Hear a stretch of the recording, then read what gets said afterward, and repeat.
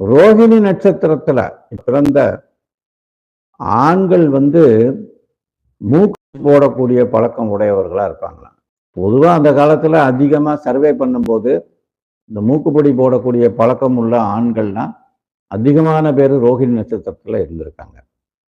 மிருகசிரீஷ நட்சத்திரத்துல பிறந்தவங்க வெள்ளை நிற ஆடைகளை விரும்பி அணிவார்களாம். நான் வேற மிருகசிரீஷ நட்சத்திரம் கிடையாது, எனக்கு ரொம்ப ஒயிட் ரொம்ப பிடிக்கும், ஷர்ட்டு, ஒயிட் ஷர்ட்டு. அதுக்காண்டி நான் மிருகசிரீஷ நட்சத்திரம் கிடையாது. பட் மிருகசிரீஷ நட்சத்திரத்துல பிறந்தவங்களுக்கு இந்த ஒயிட் ஷர்ட்டு ரொம்ப பிடிக்கும், ஒயிட் ட்ரெஸ்ஸு ரொம்ப பிடிக்கும். எல்லாத்துலேயும் ஒயிட் கலர் வேணும்னு விரும்புவாங்க. பூச நட்சத்திரத்துல பிறந்த பலருக்கு இந்த சில பேருக்கு பார்த்தீங்கன்னா ஒரு ஹீட்டுனால இந்த மூக்குல ரத்தம் வடியும். பார்த்துருக்கீங்க, எதுவும் அடியே பட்டிருக்காது, திடீர்னு காலையில் எழுந்திரிச்சோன்னா மூக்கு வழியாக ரத்தம் வரும்.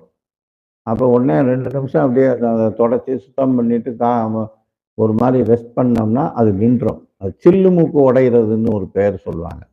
அதுவாக சில்லு மூக்குன்னு உள்ளே இருக்கான் ஒரு சின்ன ஒரு இது, அந்த பாகத்தில் ஒரு டிஸ்டர்ப் ஆகி அது ஹீட்டுனால கூட அந்த மாதிரி வரும்ன்றது இந்த பூச நட்சத்திரத்துக்காரவங்களுக்கு இருக்கும் அப்படின்னு சொல்லப்பட்டிருக்கு. அனுபவத்தில் சொல்லியிருக்காங்க. இதெல்லாம் சரியா இருக்கா இல்லையான்னு நீங்கள் வெரிஃபை பண்ணிக்கங்க. இதெல்லாம் அனுபவத்தில் சொன்னதைத்தான் நான் உங்களுக்கு சொல்கிறேன், நான் கண்டுபிடிச்சு சொல்லலை, நல்லா புரிஞ்சுக்கங்க. திருவோண நட்சத்திரத்தில் பிறந்த பல பேருக்கு இந்த கை கடிகாரம் அணியும் பழக்கம் இல்லாமல் இருப்பார்களாம். அதாவது மகர ராசி திருவோண நட்சத்திரத்தில் பிறந்தவங்களுக்கு கையில் இந்த வாட்ச் கட்டுற பழக்கம் அவ்வளவு தூரம் விருப்பம் இருக்காது. கட்ட மாட்டாங்கன்னு சொல்லலை, பழக்கம் இருக்காது, அந்த பழக்கம் அவங்களுக்கு இருக்காது. சில பேருக்கு சில அமைப்பு இருந்தால்தான் அது எனக்கு ஃபுல்லாக திருப்தி அப்படின்னு சொல்லக்கூடிய, டை கட்டினா தான் எனக்கு பிடிக்கும்னு சொல்லக்கூடியவங்க இருக்காங்க. அல்லது ஸ்பெக்ஸ் போட்டால் தான் இருக்கும் அப்படின்வாங்க.